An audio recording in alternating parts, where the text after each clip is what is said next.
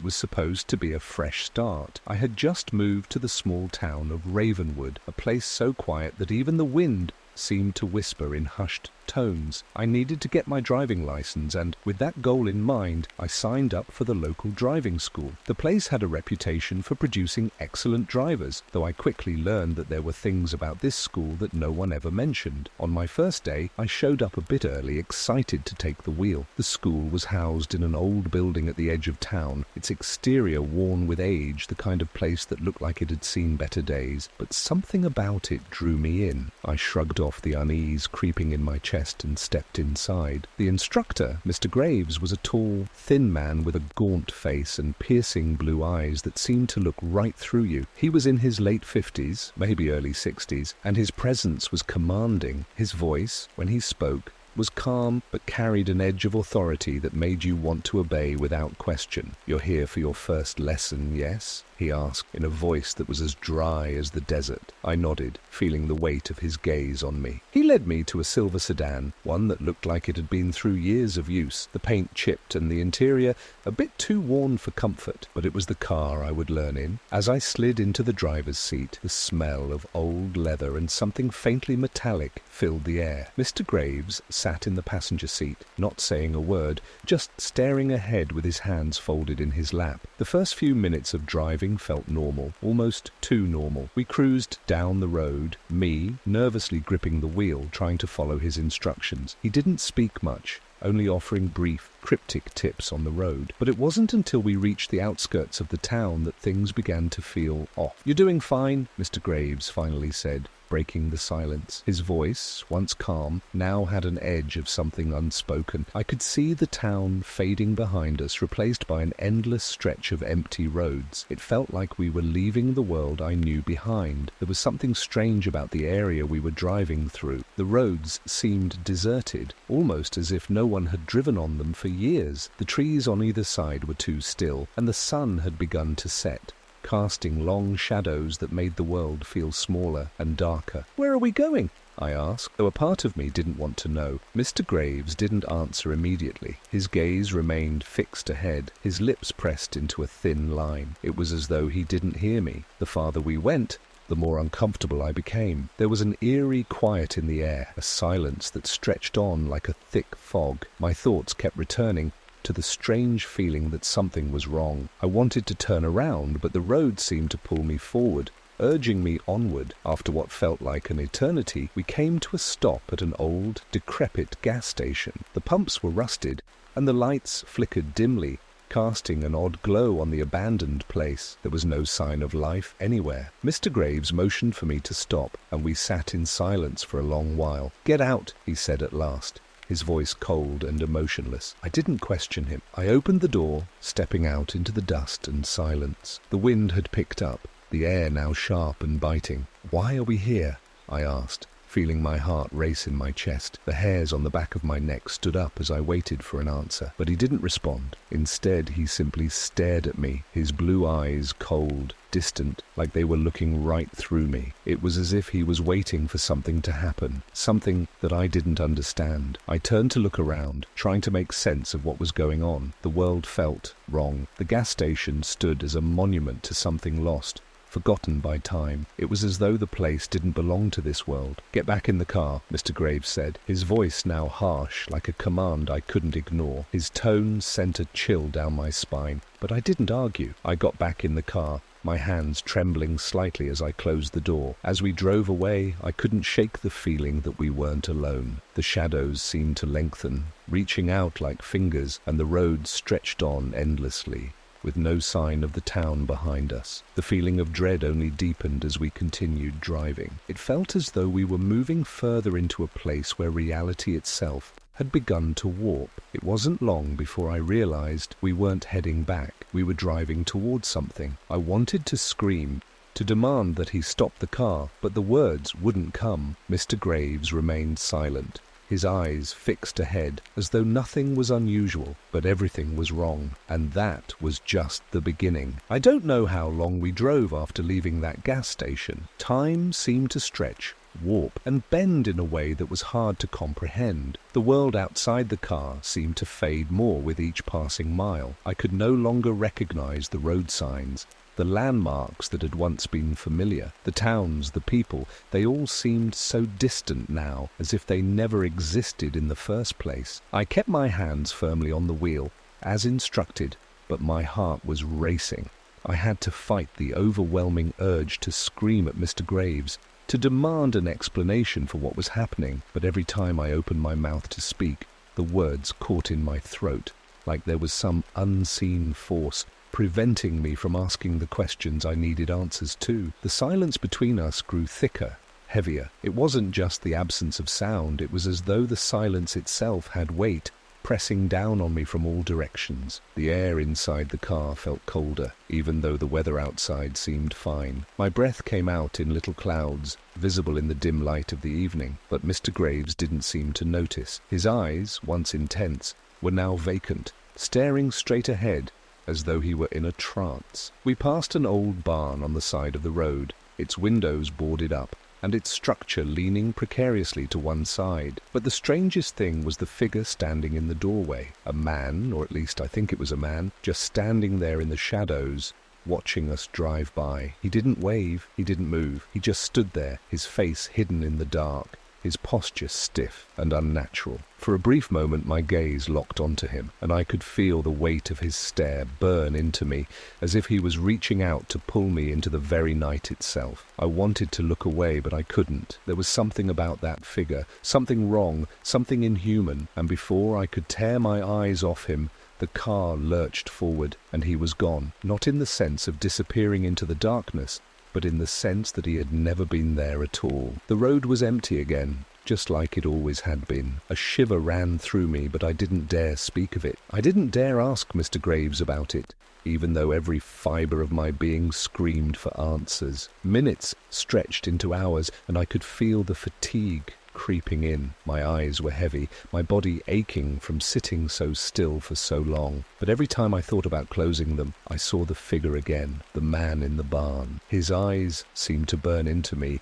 even though I knew he was no longer there. Eventually, the landscape around us changed. The roads grew narrower, winding tighter into an unfamiliar stretch of forest. The trees, tall and twisted, seemed to reach down to grab at the car as we passed. Their shadows stretched across the road like gnarled fingers, blotting out the faint light of the moon above. The air grew thick with the scent of pine, and it wasn't long before I realized that we weren't just passing through the forest, we were entering it. "Where are we going?" The words slipped from my mouth before I could stop them. Mr. Graves didn't respond. He didn't even glance at me. His hands remained folded in his lap, his gaze still fixed forward, as though there was nothing unusual about the darkening world around us. I should have been terrified. I should have screamed, demanded that we turn back. But something about Mr. Graves's silent demeanor held me in place. Maybe it was his presence, his unspoken authority, that made me feel like this wasn't my decision anymore, like I had already crossed a threshold I couldn't return from. The road ahead was barely visible now. It was as if the trees had swallowed the road,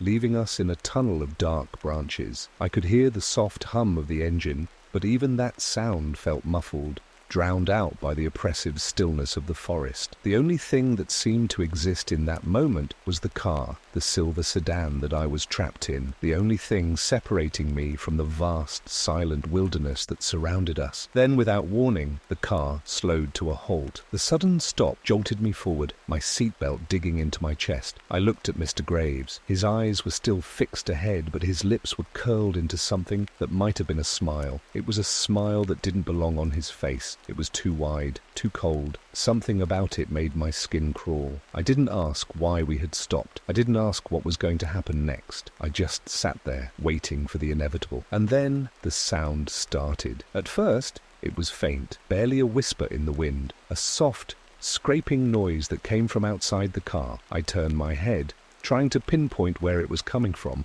but the trees had grown so close that I could barely see past the windshield. The sound grew louder, a scratching, scraping noise, something dragging against the metal of the car. I jumped, my heart pounding in my chest. My breath was shallow, ragged, It felt like the air itself was closing in around me. The scraping continued. It moved around the car as though something or someone was circling us. My eyes darted nervously to the windows, to the shadows that surrounded us, but I couldn't see anything, just the dark outline of the forest and the shapes moving beyond it. Mr. Graves, still silent, didn't seem affected. His eyes remained focused, his posture unchanged. But I could feel the unease growing inside me, swelling like a balloon ready to pop. The scratching continued, louder now, as though whatever was out there was getting closer. And then, as if on cue, the car door slammed open with a force so sudden it nearly knocked me out of my seat. My heart stopped. I turned to look at Mr. Graves, but the seat beside me was empty. The car door swung wide, creaking on its hinges, but he was gone. I was alone. The silence that followed was worse than the noise. It was the kind of silence that envelops you, suffocating, choking you with its weight. I didn't know what was happening or what to do. All I knew was that I couldn't stay there any longer. I opened the door,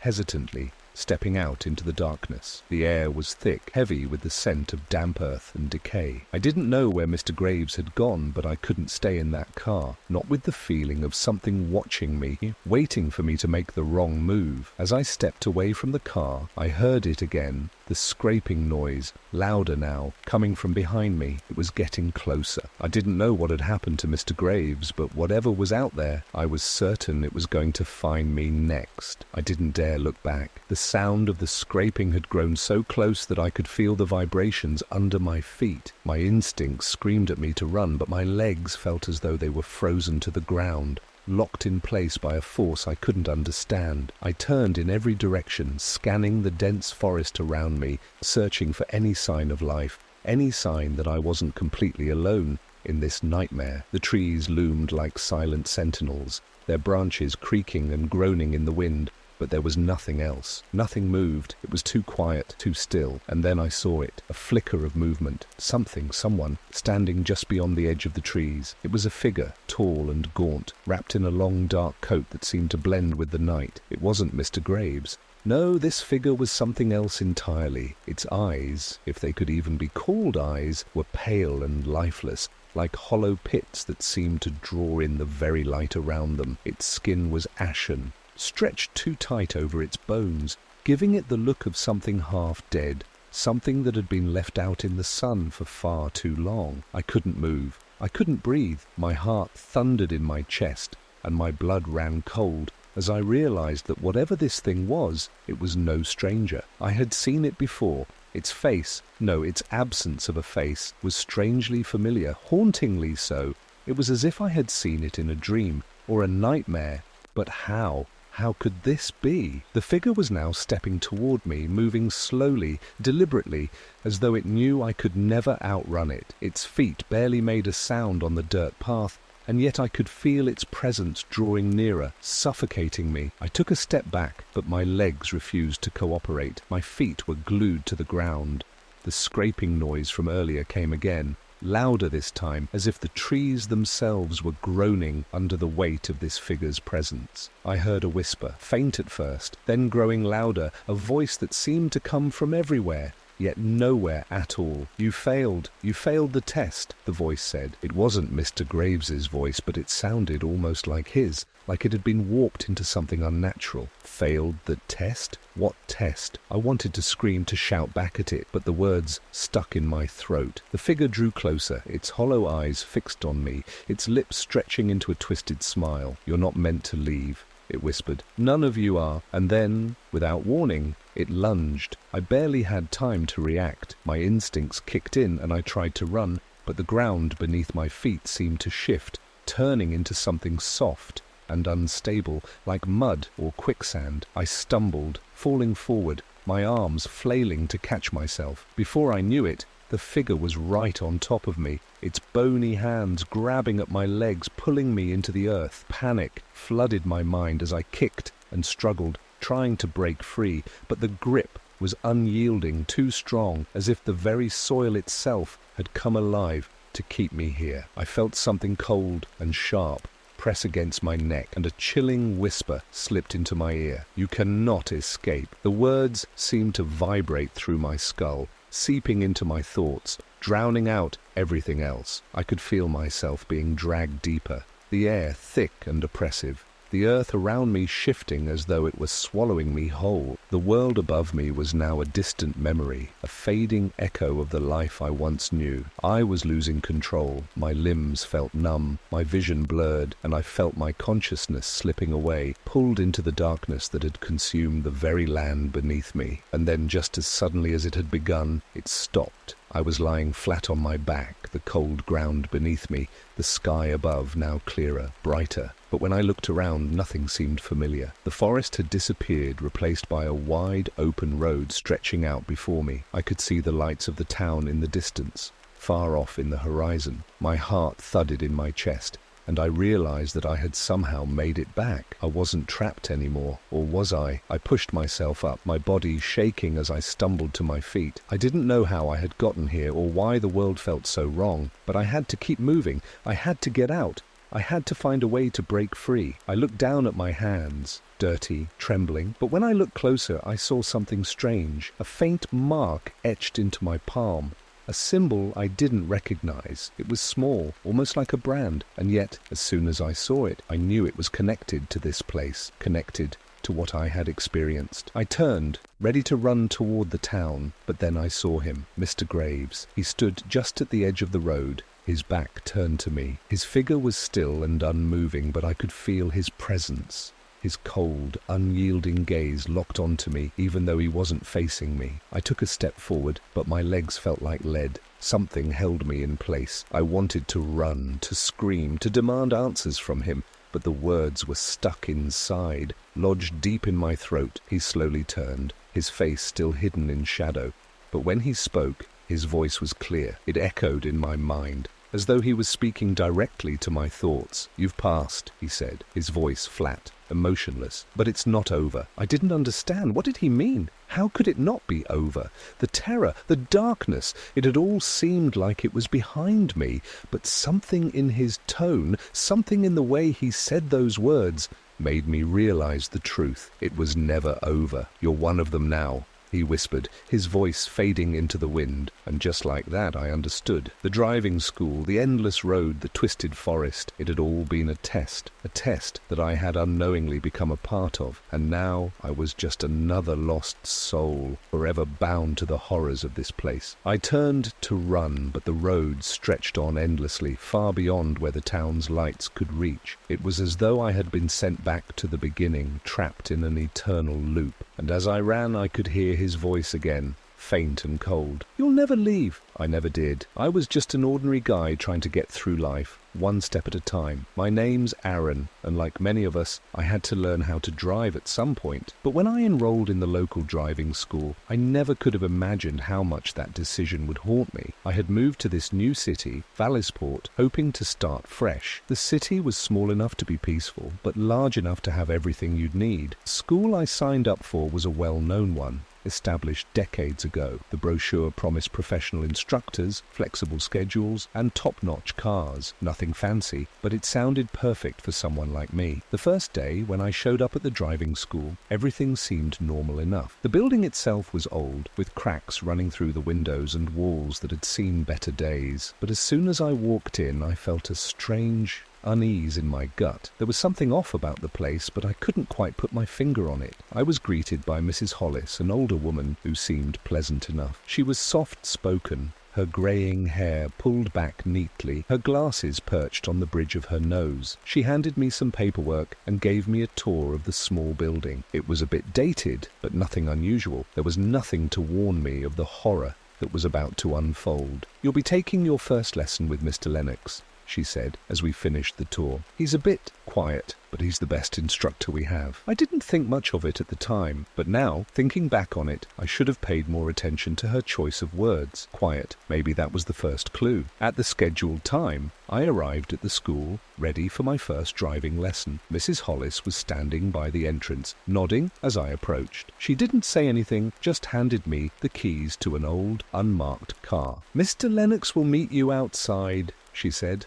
her voice low and almost distant. It struck me as odd. but I just shrugged it off. I stepped outside and immediately noticed the car. It was an old sedan, a little beat up, with a dusty exterior. There were no markings on it, no logos or driving school decals like all the other cars in the lot. It looked out of place, as if it didn't belong here. My stomach tightened, but I ignored it and climbed into the driver's seat. The engine was already running. I hadn't even noticed Mr. Lennox until he slid into the passenger seat without a word. He was a tall man, broad-shouldered and silent. His face was sharp, with a strong jaw and deep-set eyes. His hair was greying at the temples, and his expression was unreadable. He didn't say a single word as I adjusted the mirrors and prepared to drive. The strange thing was, as soon as we began, I realized he wasn't giving me instructions. No tips, no corrections, no words of encouragement, just complete silence. I tried to ask him a few questions about the route we were taking, but he simply didn't respond. Not a single sound from him. It was like I was driving with a ghost. At first, I thought he was just a man of few words. Maybe he didn't like to talk during lessons. But as we drove through the familiar streets of Vallisport, I began to feel the tension building between us, like an invisible weight pressing down on me. My hands tightened around the wheel, and I started to wonder if something was wrong with him. Maybe he was sick or just really tired. But when I looked over at him again, his eyes were fixed, straight ahead, never once glancing at me or the road. I couldn't shake the feeling that something was off. We drove further out of the city, deeper into the quiet suburbs where the road started to get more winding and less familiar. My mind was racing, but I kept my focus on the road. The unease inside me grew heavier, and I glanced over at Mr. Lennox again. He was still staring straight ahead, his hands resting calmly in his lap. "Mr. Lennox?" I asked, my voice trembling slightly. "Is everything all right?" No response. I didn't understand. I didn't know what to do. He was an instructor. Why wasn't he saying anything? This wasn't the kind of lesson I expected. The further we went, the more I began to feel like we weren't just driving through Vallisport anymore. The roads were becoming unfamiliar, the streetlights fewer and farther between. I wasn't sure where we were headed, but the silence between us was suffocating. I tried to get his attention again, but nothing. The most unsettling thing, though, was the strange feeling that I was being watched. It wasn't like anyone was physically there, but it was as though the trees, the houses, even the empty roads were all silently observing us as we passed. I glanced at the rearview mirror, half expecting to see another car trailing us, but there was nothing, just endless darkness stretching behind us. I had to say something. "Mr. Lennox, where are we going?" I asked, trying to sound calm, but my voice was thick with unease. Nothing. At that moment, I couldn't take it anymore. The pressure of the silence was suffocating. I pulled the car over to the side of the road, the gravel crunching under the tires. "I think something's wrong. You're not talking. You're not teaching me anything. This isn't how driving lessons work." Still, no response. I turned to face him fully, but when I looked over at him, my blood ran cold.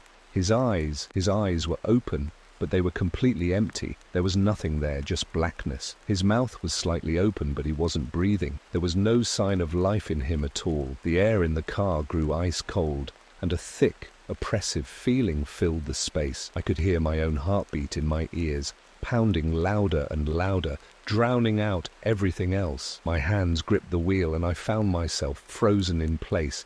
I didn't know what to do. Was this some kind of prank? Was I being set up for something? The air inside the car thickened. I had to get out. I had to leave, but when I reached for the door handle, it wouldn't budge. I tried again, panic rising in my chest, but it was as if the car itself had sealed me in. My throat tightened. My pulse quickened, and I finally managed to tear my eyes away from the lifeless figure beside me. The road outside was dark, endless. There was nothing out there except the oppressive silence, the same silence that had filled the car. And then I heard it, a faint whisper, barely audible, like a breath against my ear. "You're not meant to leave." I couldn't breathe. My lungs felt heavy, as though the air had thickened into something solid. I kept pulling at the door handle, but it refused to open. The sound of my own frantic attempts echoed in my mind, but outside, everything was unnervingly quiet. The wind had died down. The streetlights in the distance were dimming, as though the night itself was closing in on us. I had to get out. I looked again at Mr. Lennox. His empty eyes were fixed forward, not blinking, not moving. His mouth hung slightly open, but there was no sound, no breath. His skin, once pale, had taken on a greyish hue, as if the life had drained from it. His posture was stiff, unnatural.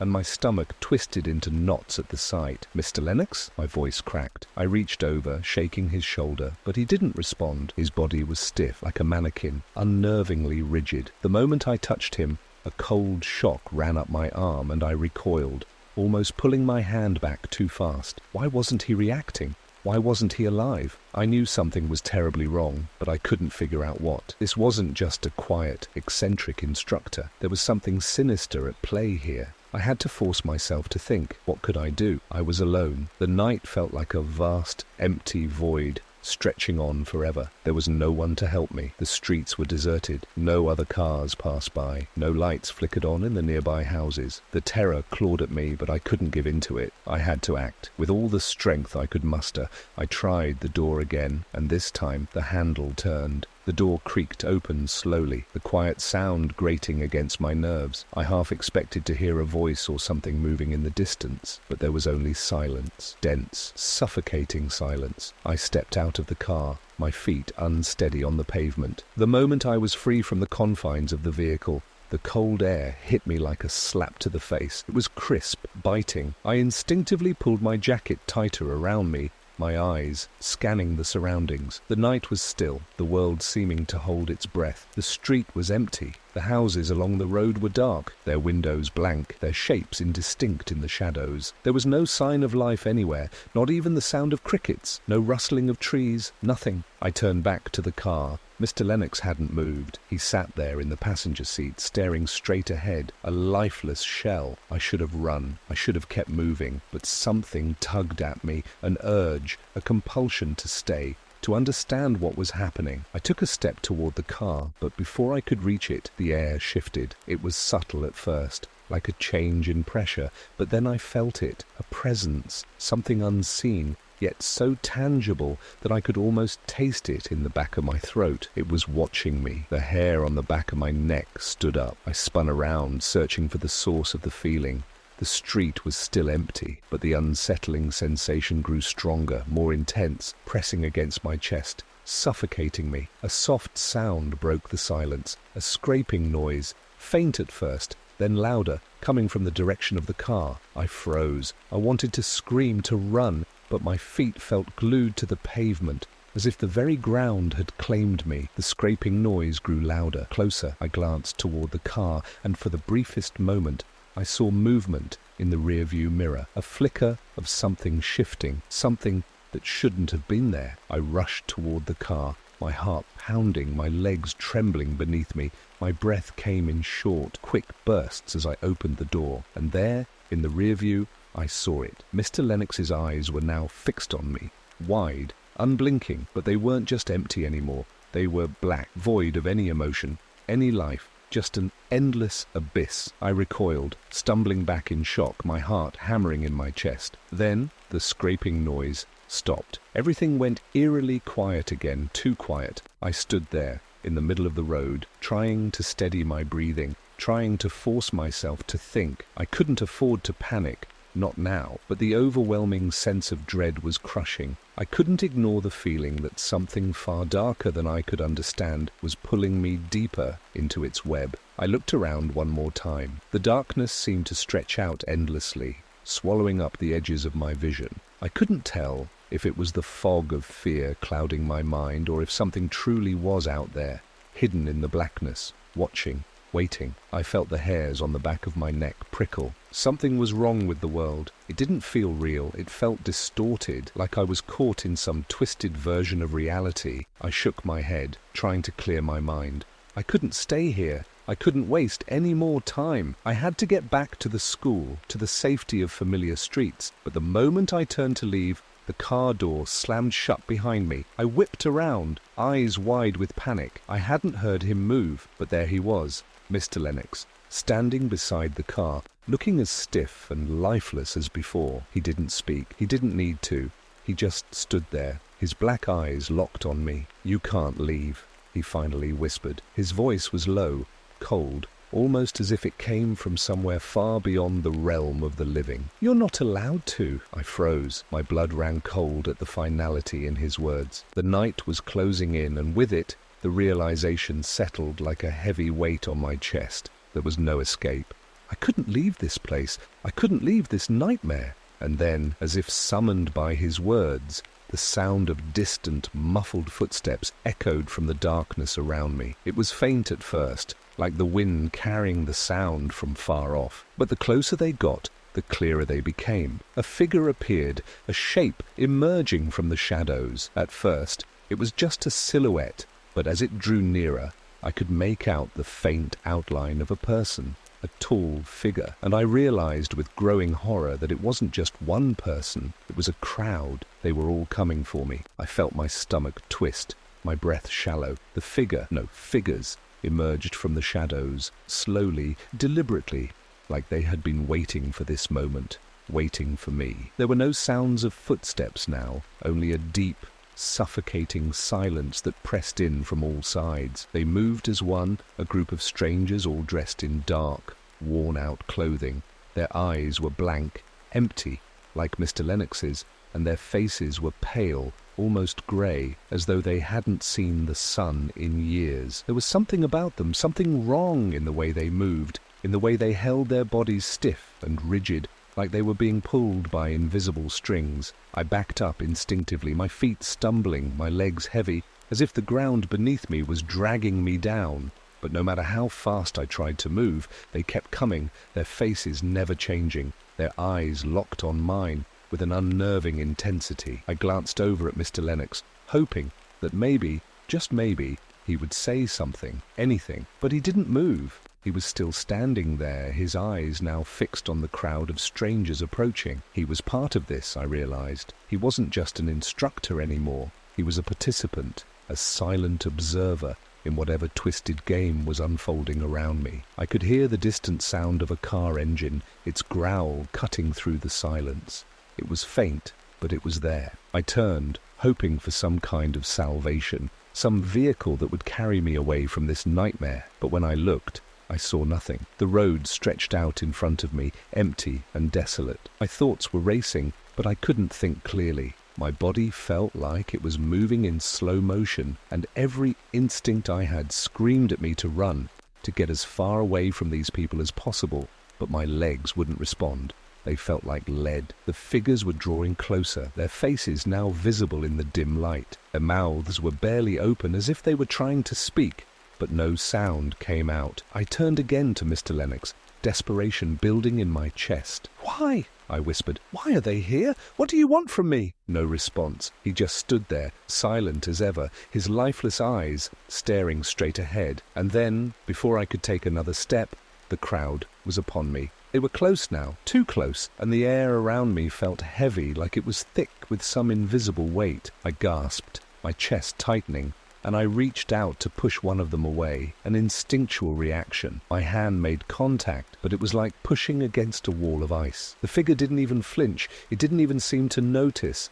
Instead, it reached out, its cold hand grasping my wrist. The touch was freezing, like it was pulling the warmth from my body. My heart raced, panic surging through me. I tried to pull away, but it was impossible. Their grip was unyielding, unnatural, and then I heard it, the whisper, so faint, so quiet, that it almost felt like a thought, rather than a sound. "You belong to the road now." I froze. The words didn't make sense. What did they mean?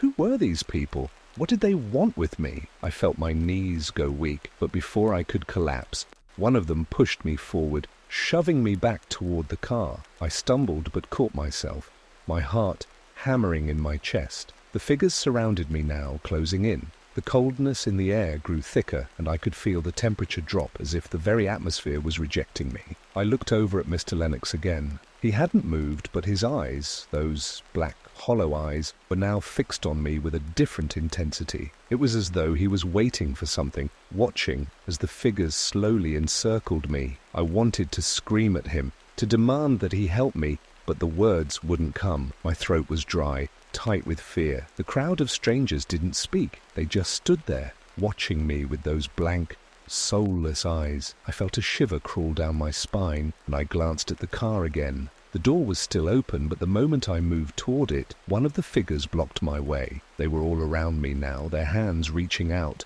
as though they were pulling me towards something I couldn't see. I had to get away. There had to be a way out.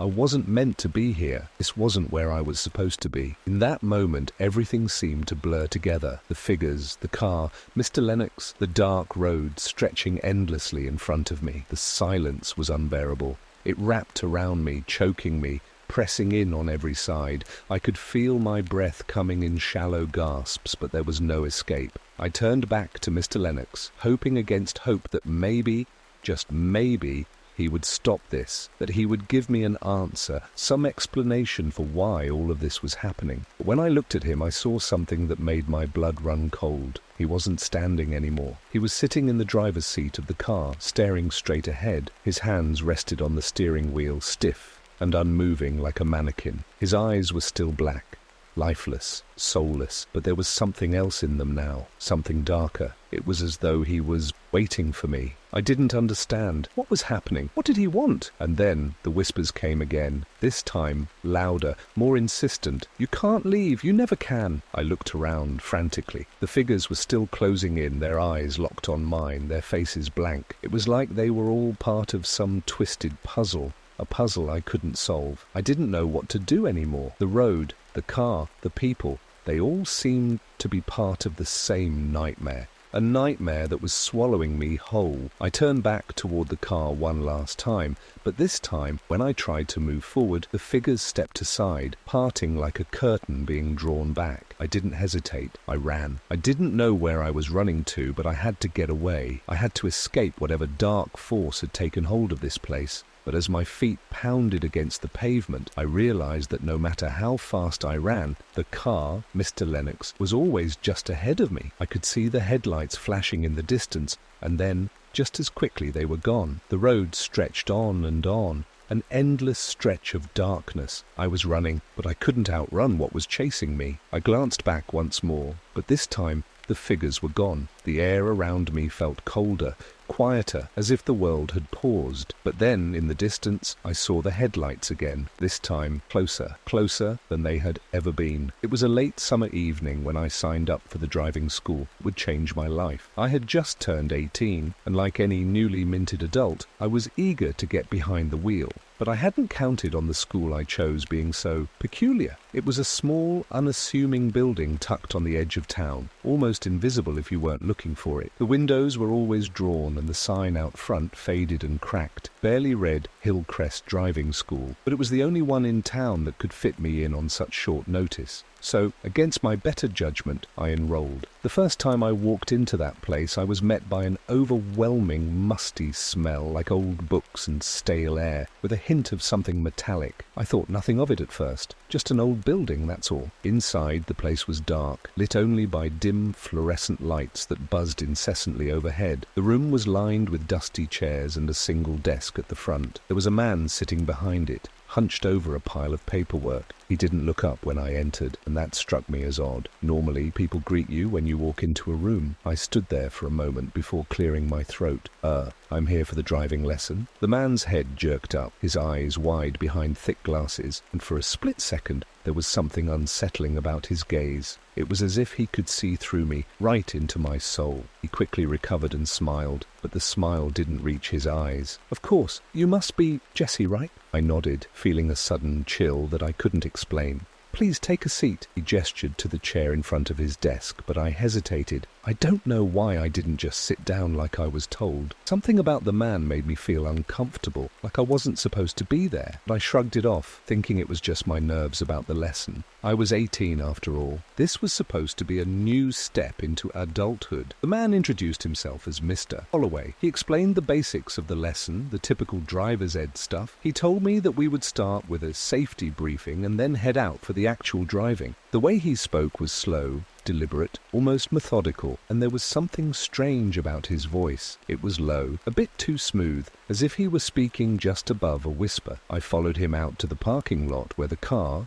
A rusty, old sedan was waiting. It looked ancient, like it hadn't been driven in years. The tires were bald and the paint was chipped, giving it an eerie, abandoned look. Mr. Holloway opened the passenger side and gestured for me to get in. Once inside, I could feel the weight of the car. It wasn't just heavy in the physical sense, it was heavy in the air around me, as if it carried some unseen burden. The inside smelled strange, like something old and rotting, though there was no visible decay. I buckled up quickly, trying to ignore the discomfort that settled in my chest. Mr. Holloway didn't speak at first, just adjusted the rearview mirror and started the engine. The car roared to life with a sudden, violent shake, and I jumped slightly in my seat. "Relax, Jesse." Mr. Holloway's voice was calm, soothing, but there was something cold behind it. "Trust the car, trust me." I nodded, unsure of what to say. He seemed like a typical driving instructor at first, but there was something unsettling about the way he moved. His hands were stiff on the wheel, his posture rigid as he drove. It was as though he was on autopilot, following some unspoken rule,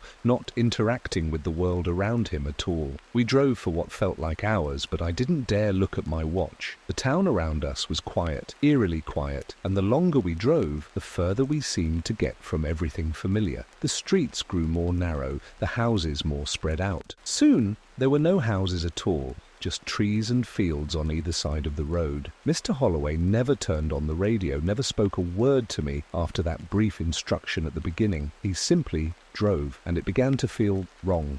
I glanced at the dashboard. The fuel gauge was stuck at half full, but I couldn't remember passing any gas stations. I wanted to ask him where we were going, but something in my gut told me not to. There was an oppressive weight in the silence between us. Minutes passed, or hours. Time had lost meaning out here. The world outside the car was dark now, and the moon hung in the sky like a pale, watchful eye. I tried to focus on the road, but I could feel my eyelids growing heavy. My head kept dipping forward, and I had to jerk it back to stay awake. Something about this was off beyond just the silence. I was starting to feel like I wasn't just tired. I was being drawn in, like something invisible was pulling at me, tugging my consciousness towards sleep. "Mr. Holloway," I finally spoke, my voice hoarse and trembling. "Where are we? This isn't the way back to town." He didn't respond at first. I thought maybe he hadn't heard me, but then he spoke, his voice barely above a whisper. "We're almost there, Jesse. Almost at the last stop." I didn't know what he meant by that, but the phrase sent a cold shiver down my spine. His words felt wrong, like they held some hidden meaning that I wasn't meant to understand. Suddenly the headlights illuminated something ahead, a shape standing in the middle of the road. I gasped, my heart leaping into my throat. There was someone standing there, tall and thin, with their back turned to us. They were motionless, like a statue. "Stop the car!" I shouted, gripping the seat in panic. But Mr. Holloway didn't react. The car kept coming, faster now,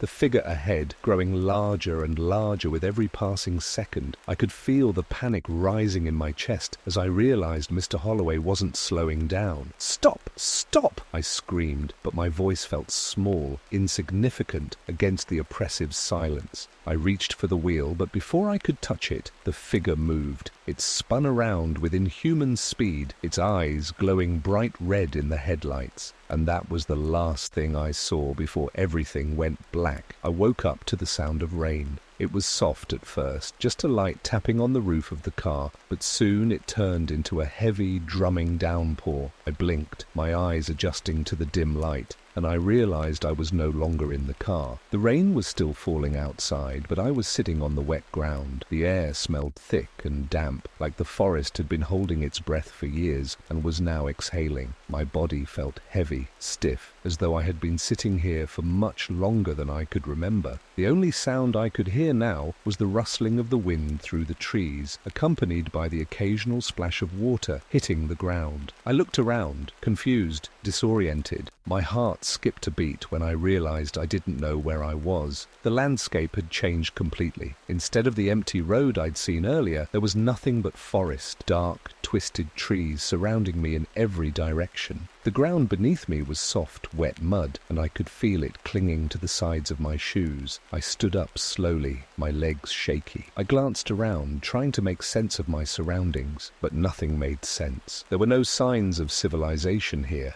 No road, no houses, no lights, only trees and the dark, quiet night. I felt trapped, I took a few cautious steps forward, my heart racing, trying to collect my thoughts. The last thing I remembered was the figure standing in the road, the glow from its eyes illuminating the night. Then everything went black. How had I ended up here? Where was Mr. Holloway? I reached into my pockets, hoping to find my phone, but there was nothing there, not even my wallet. Panic started to rise in my chest, and I began to breathe heavily, my thoughts swirling. I had to get out of here. I had to find my way back, but I couldn't see any way out. The trees were dense, and I couldn't tell which direction I'd come from. Suddenly I heard a low, grating sound behind me. My heart lurched in my chest, and I spun around quickly, expecting to see something, or someone, behind me, but there was nothing. Nothing but the sound of the wind and the rain, the leaves rustling in the trees. I shook my head, trying to clear the dizzying feeling creeping into my mind.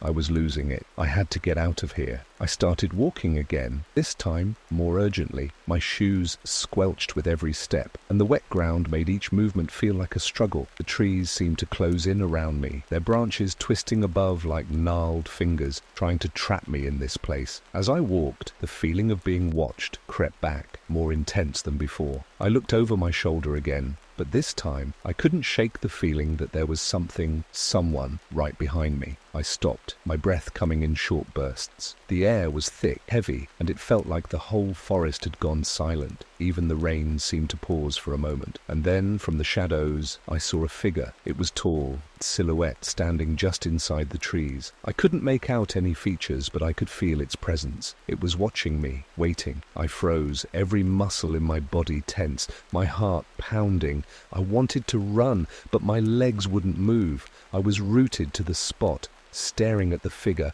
unable to look away. The figure took a step forward, and in that moment I realized I wasn't alone out here. "Jesse." The voice was soft, like the wind whispering through the trees, but I recognized it immediately. It was Mr. Holloway's voice. But how? He was supposed to be in the car. I had seen the glow of the figure's eyes, and everything had gone black. "Mr. Holloway?" I called out, my voice trembling, but there was no response. The figure didn't move. It just stood there, its presence hanging in the air like a dark cloud. I stepped back, trying to create distance, but the figure stayed where it was, still as stone. I didn't know what was happening, but I couldn't stand there any longer. I turned and ran as fast as I could, the rain pounding against my skin, the mud sucking at my feet. But no matter how fast I ran, I could hear the soft sound of footsteps behind me, following me, getting closer. I wasn't alone anymore. The forest seemed to stretch on forever, the trees growing denser with each step I took. I could feel my breath ragged in my throat, my legs aching from the exertion, but I couldn't stop. I had to get away. I had to find an escape. Suddenly I stumbled, my foot catching on a root hidden in the undergrowth. I fell forward, crashing to the ground with a sickening thud. For a moment, everything went black again, and I couldn't breathe, couldn't move, but then the pain in my chest jolted me back to reality. I pushed myself up, desperate to get away, but when I looked up, I saw him again, Mr. Holloway. He was standing in front of me now, his eyes dark and empty, like two black holes, staring back at me. "You shouldn't have run, Jesse," he said, his voice low and cold. I recoiled, instinctively moving back, but there was nowhere to go. The trees seemed to close in, trapping me in place. My breath came in short, shallow gasps as I scrambled to my feet, but it was no use. "Where am I?" I whispered, my voice breaking. "What is this place?" Mr. Holloway didn't answer right away. He simply stared at me, his gaze colder than anything I had ever felt. "This is the last stop, Jesse," he finally said, his voice flat, devoid of emotion. "The last lesson?" I didn't understand. "What do you mean?"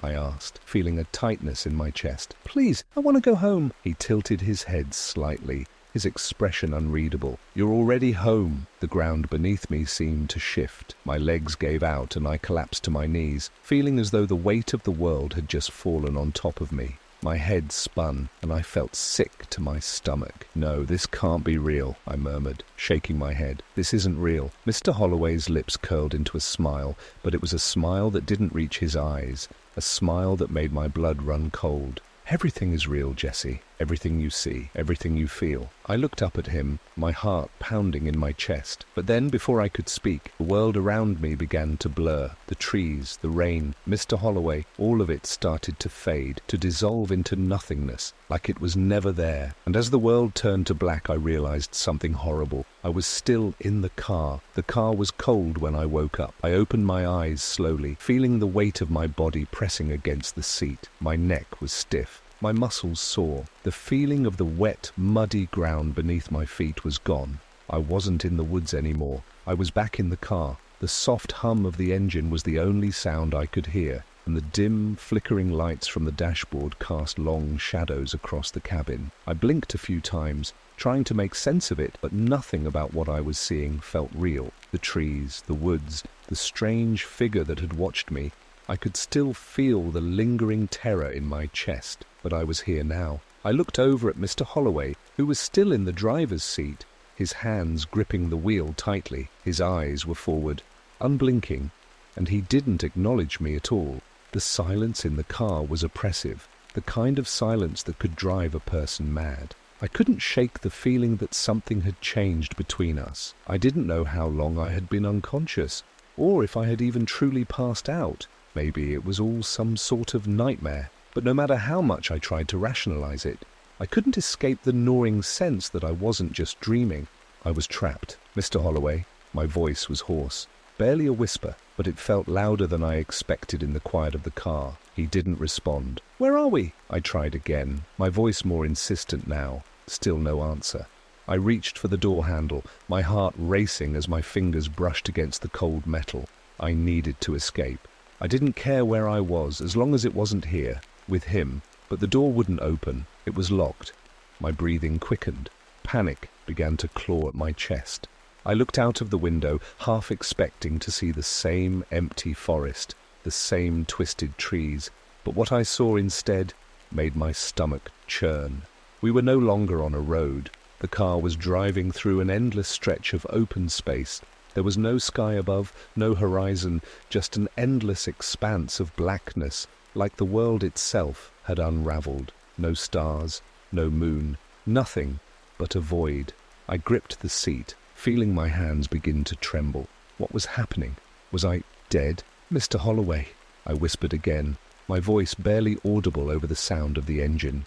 My fingers dug into the fabric of the seat, desperate for any connection to reality. "Please, where are we going?" He didn't respond, not even with a glance. But then I saw something out of the corner of my eye.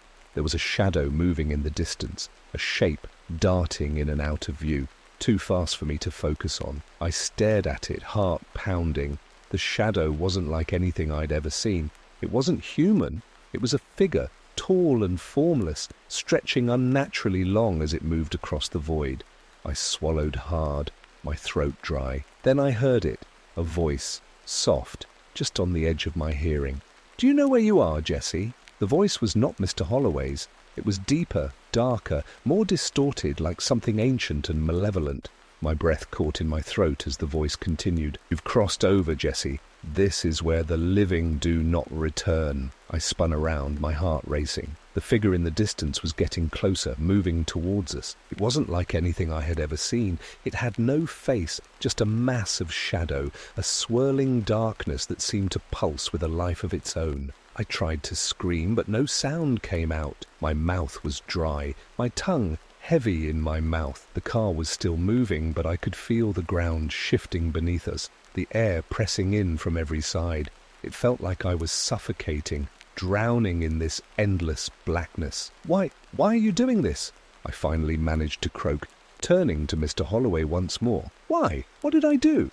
Mr. Holloway's face remained motionless, his eyes still fixed on the road that no longer existed. The shadow was closer now, almost on top of the car, and I could feel the cold, suffocating presence of it pressing in from every direction. He still didn't answer me. Instead, he spoke, but not to me. "You've learned nothing, Jesse," he said, his voice distant, almost as if he were speaking to someone else. "You were never meant to return. You were never meant to leave." My mind reeled. What was he saying? The shadow began to take form, its shape twisting and expanding as it surrounded the car. It felt like the car was being swallowed by it, consumed by darkness. I could see it now. Its form was made of shifting tendrils, long and winding like smoke, and each one seemed to reach out toward me, toward the seat where I was sitting. I could feel its eyes, if they could be called eyes, piercing through me, watching me, waiting. And I knew with a cold certainty that it wasn't just after me, it was after everyone who had ever sat in this car. "Mr. Holloway," I screamed, my voice breaking. "Please, stop!" But he didn't. He kept driving, his hands fixed to the wheel, his face locked in a blank expression that never wavered. It was like he wasn't even there, like he was just a shell, a hollow vessel carrying me towards something inevitable. I looked out the window again. The shadow had enveloped the car now, the world outside, lost to the darkness. The engine revved louder, the tires screeching against the void, but it was as if we were floating, drifting through space without purpose. "We've reached the last lesson," Mr. Holloway finally said, his voice strangely calm. "There is no going back now." The shadow seemed to close in on me, its tendrils brushing against the glass, sending an icy chill through the car. My heartbeat hammered in my chest, and the breath caught in my throat. I tried to scream again, but my body felt heavy. The air grew colder. My limbs were going numb. It was as if I was losing myself, piece by piece. There was nothing I could do to stop it. The shadow was consuming me now, sinking into my skin, crawling through my veins. I could feel it, cold, dark, and endless, wrapping around my soul. And then, just as I thought I couldn't bear it anymore, I felt my body go completely still. The air around me was suffocating, but I couldn't move. I was trapped inside this car, inside this darkness, and there was no escape. "You failed, Jesse," Mr. Holloway said one last time, his voice a faint echo in the growing silence. "This was always your destination." And then there was nothing.